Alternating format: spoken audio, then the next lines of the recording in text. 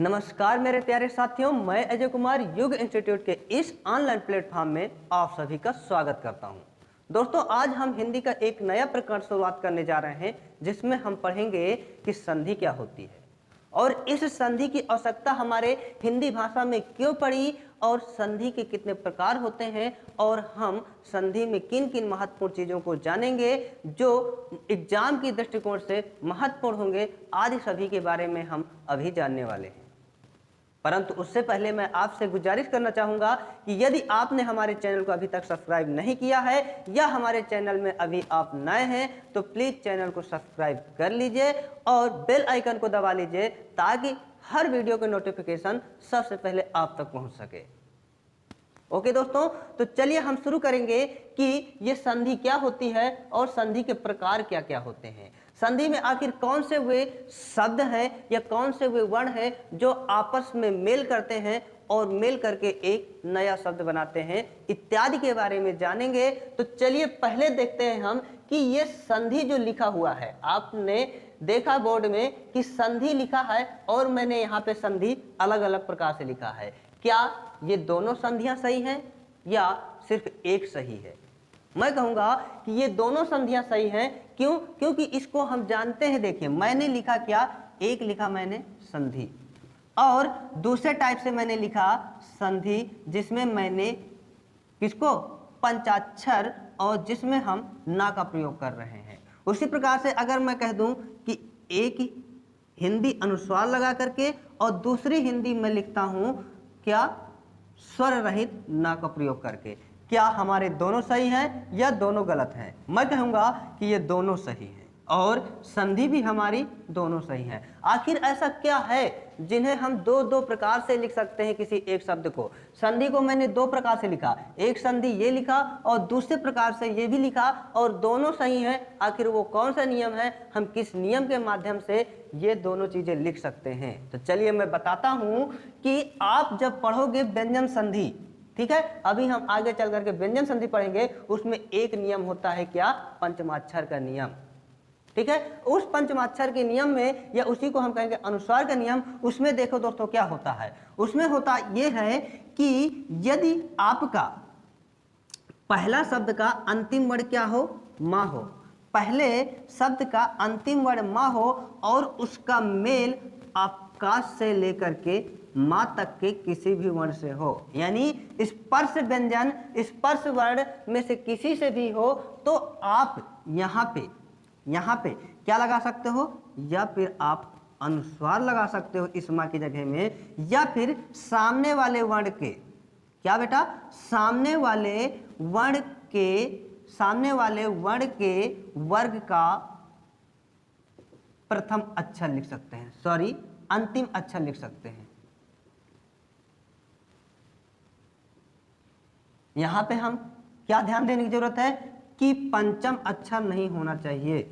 बोले तो जो आपके पंचमाक्षर होते हैं, अंगा, इया, अड़ा, ना, ये वर्ण नहीं होने चाहिए, बल्कि आप का से लेकर के माँ तक के किसी भी वर्ण से किसका मेल कराते हैं, इस माँ का मेल कराते हैं। तो इस माँ की जगह में आप लिख सकते हैं क्या, अनुस्वार लगा सकते हैं, या सामने वाले वर्ण का मतलब क्या है, जिससे आप मेल कर रहे हो, किसका, माँ का। तो उस वर्ण को आप देखो कि किस वर्ग में आ रहा है। आपके 5 वर्ग होते हैं, कौन कौन से, का वर्ग होता है, चा वर्ग होता है, टा वर्ग होता है और ता वर्ग होता है, और पांचवा क्या होता है, पा वर्ग होता है। और इन्हीं 5 वर्गों में से किसी भी वर्ण से हो तो इन वर्गों का अंतिम वर्ण हम लिख देते हैं, यानी आपको 5वां अक्षर लिख देते हैं और आपका गलत नहीं होता है।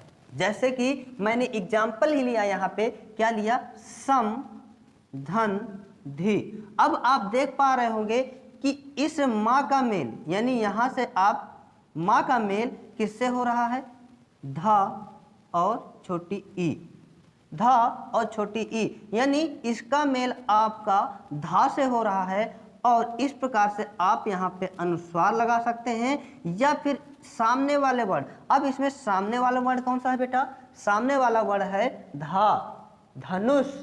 और ये किस वर्ग में आता है, आप कहोगे सर जी ये ता वर्ग में आता है। तो ता वर्ग का पंचम अक्षर हम लिख सकते हैं यहाँ पे। इस प्रकार से हम यहाँ पे ना लिख सकते हैं। और अगर हम अनुस्वार लगा कर करते हैं तो इस माँ की जगह में आप अनुस्वार लगा दीजिए और आप लिख सकते हैं क्या, संधि।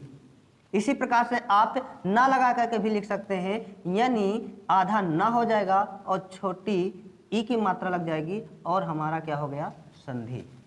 तो इस प्रकार से हम दोनों हमारे सही हो जाते हैं। और कौन से नियम से सही होते हैं, व्यंजन संधि के पंचमाक्षर नियम से, या कह दो कि आप अनुस्वार के नियम से हमारे दोनों वर्ण सही हो जाते हैं दोस्तों। ठीक है, तो हमने ये जाना कि हम संधि को दो प्रकार से लिख सकते हैं और दोनों प्रकार हमारे सही है। उसी प्रकार से आप हिंदी को भी दोनों प्रकार से लिख सकते हैं और दोनों हिंदी आपके क्या होंगे, सही होंगे। और वो इस नियम से दोस्तों सही होते हैं, इसीलिए हम किसी भी टाइप से लिख देते हैं और हमारा कुछ भी गलत नहीं होता। ठीक है, तो यही तो रही हमारी कि हम संधि को कितने कितने प्रकार से लिख सकते हैं और क्या हमारे वो दोनों अक्षर सही होंगे या गलत होंगे। लेकिन एक चीज ध्यान दीजिए, अगर हम कहें, क्या कहें, मान लीजिए आप लिखते हैं मंजू, ठीक है, मंजू। अब इसमें आप देख पा रहे होंगे कि अगर आप इसे लिखते हो क्या, मंजू, और इसे आप लिखते हैं क्या, मंजू।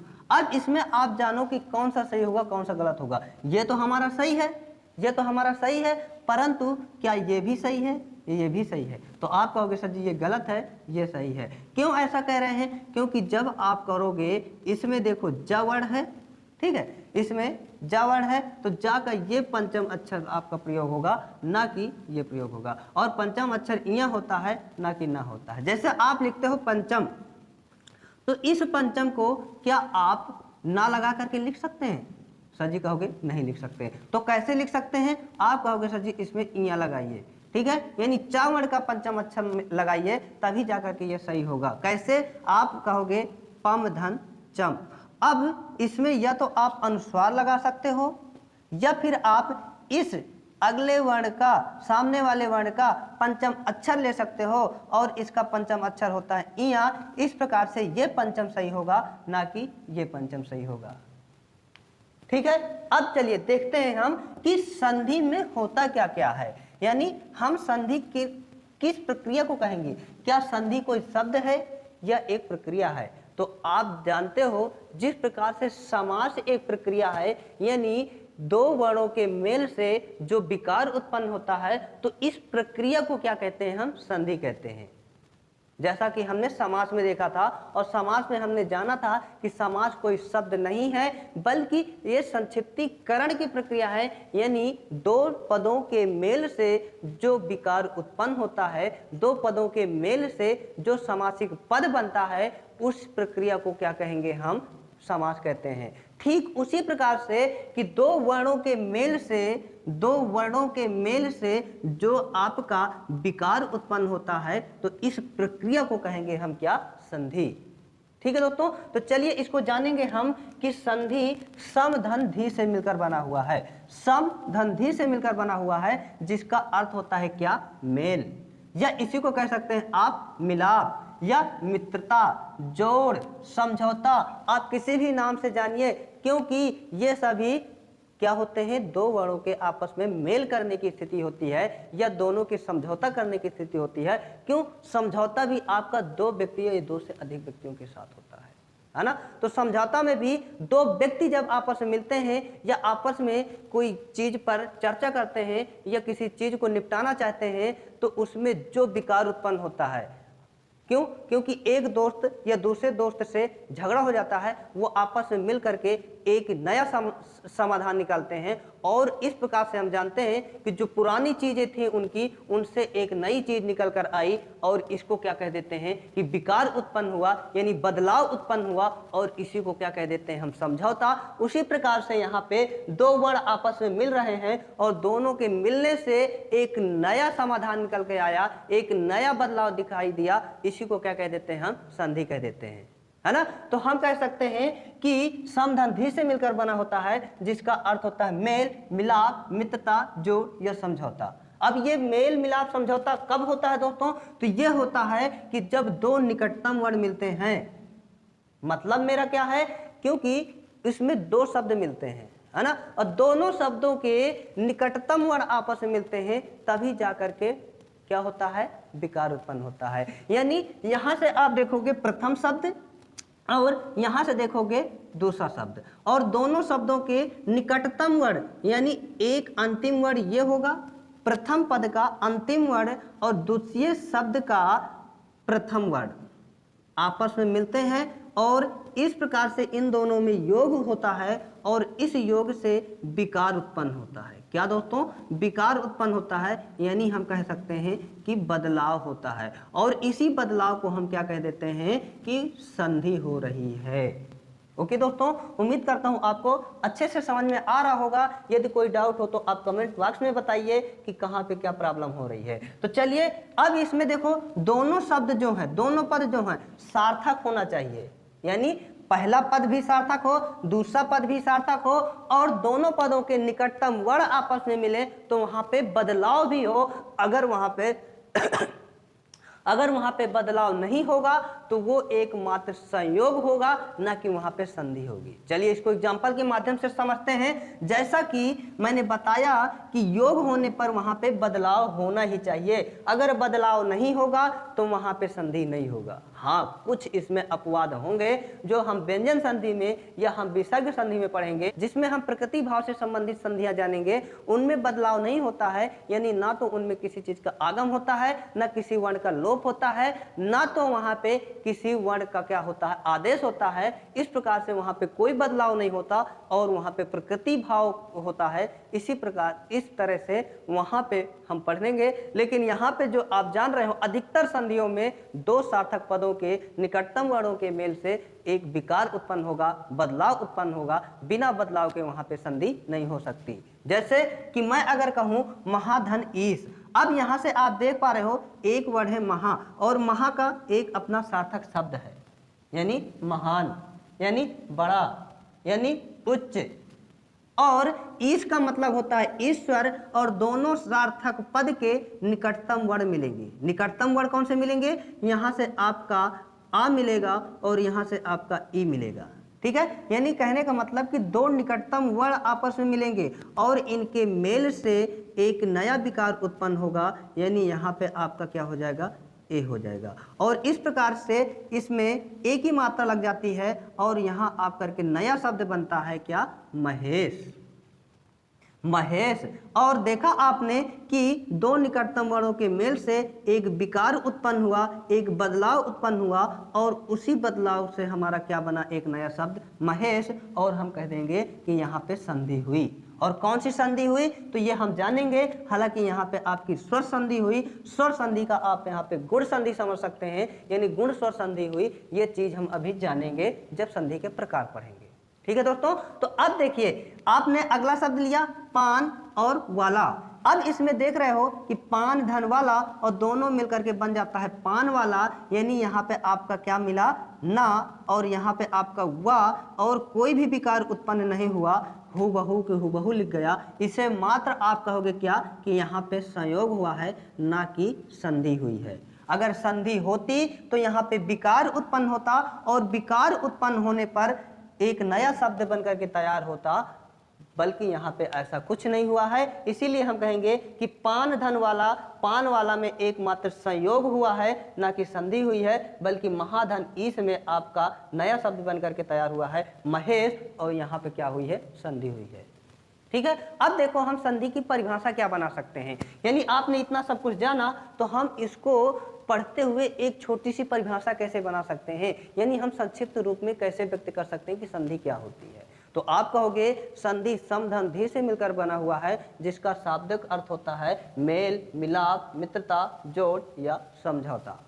और संधि में क्या होता है कि दो सार्थक पदों के निकटतम वर्ण आपस में मिलते हैं तो वहाँ पे बदलाव उत्पन्न होता है, वहाँ पे आपका विकार उत्पन्न होता है। इसी को क्या कह देते हैं, संधि कह देते हैं। यानी आप परिभाषा बनाओगे, दो निकटतम वर्णों के मेल से जो विकार उत्पन्न होता है उसी को हम क्या कहते हैं, संधि कहते हैं।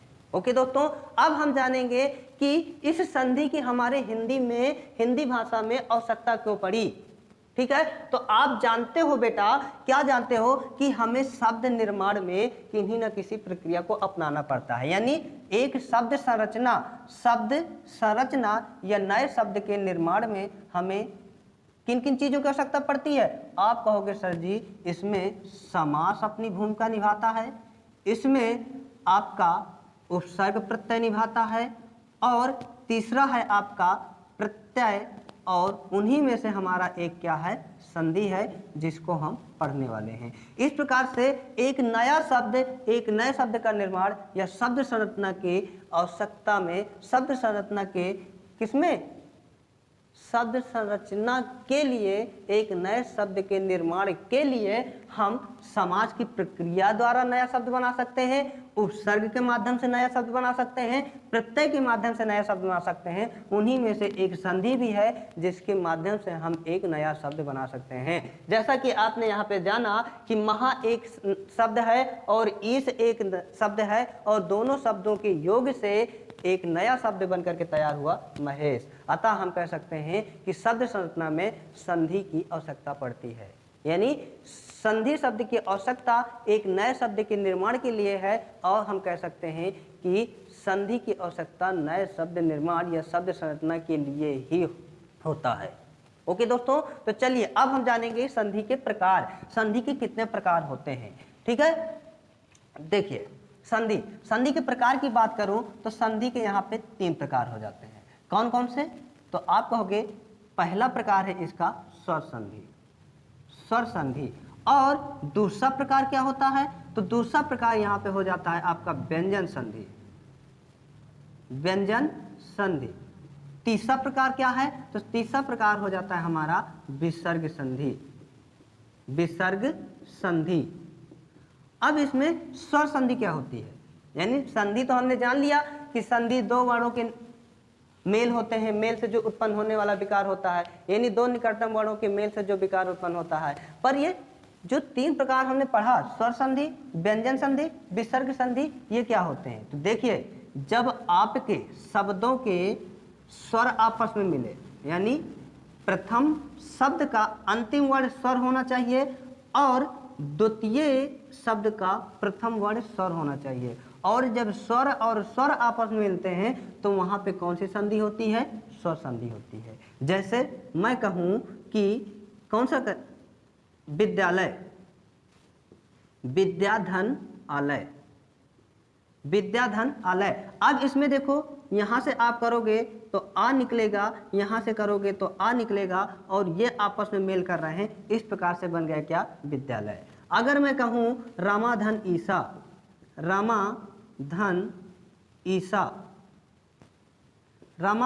ईस, इस प्रकार से यहां से आपका आ, यहां से आपका ई, और बन गया क्या, रमेश। ठीक है, अगर मैं कहूं कि प्रतिधन एक, यहां से देखो आप छोटी ई और छोटी ई, और आपका क्या बनता है, आपका प्रतिधन एक ए, और यहां से आपका बनता है क्या, प्रत्येक। यहां से बनेगा आपका क्या, प्रत्येक। और इस प्रकार से आप देख पा रहे हो कि स्वर आपस में मिल रहे हैं, तो आपका कौन सा, स्वर संधि होगा। यहाँ पे भी आपका स्वर आपस में मिल रहे हैं, तो आपका कौन सा होगा, स्वर संधि होगा। यहाँ से भी आपके स्वर और स्वर मिल रहे हैं, तो यहाँ पे कौन सी संधि होगी, स्वर संधि होगी। यानी हम कह सकते हैं कि जब स्वर आपस में मिलते हैं तो वहाँ पे जो विकार उत्पन्न होगा उसे हम स्वर संधि के अंतर्गत रखेंगे। व्यंजन संधि क्या होती है, तो व्यंजन संधि में आप जानोगे कि जब क्या, स्वर का मेल किसके साथ हो, किसी व्यंजन के साथ हो। स्वर का मेल जब किसी व्यंजन के साथ होता है, या किसी व्यंजन का मेल स्वर के साथ होता है, या आप कह दो कि सर जी व्यंजन और व्यंजन का मेल किस आपस में हो, तब भी वहां पे क्या होता है, व्यंजन संधि होता है। यानी यहाँ पे 3 प्रकार से जब मेल हो तो वहां पे कौन सी संधि होगी, व्यंजन संधि होगी। यानी जब स्वर और व्यंजन आपस में मिलते हैं, या व्यंजन और स्वर आपस में मिलते हैं, या व्यंजन और व्यंजन मिलते हैं, तो वहां पे जो भी संधि होगी वहां पे व्यंजन संधि होगी। ओके दोस्तों, यानी यहाँ पे 3 प्रक्रियाएं होती हैं। और विसर्ग संधि में क्या होता है, तो आप कहोगे सर जी जब विसर्ग का मेल किसी स्वर से हो या विसर्ग का मेल किसी व्यंजन से हो तो वहां पे आपका कौन सी संधि होगी, विसर्ग संधि होगी। ठीक है, तो आप कहोगे सर जी इसमें विसर्ग विसर्ग क्यों नहीं है, इसमें आप कहोगे स्वर स्वर आपस में मिलते हैं तो स्वर संधि होगी, यहाँ पे आप कहते हो कि व्यंजन व्यंजन आपस में मिलते हैं तो व्यंजन संधि होगी, और यहाँ पे क्या विसर्ग और विसर्ग आपस में मिल करके विसर्ग संधि नहीं बना सकते, हम कहेंगे नहीं।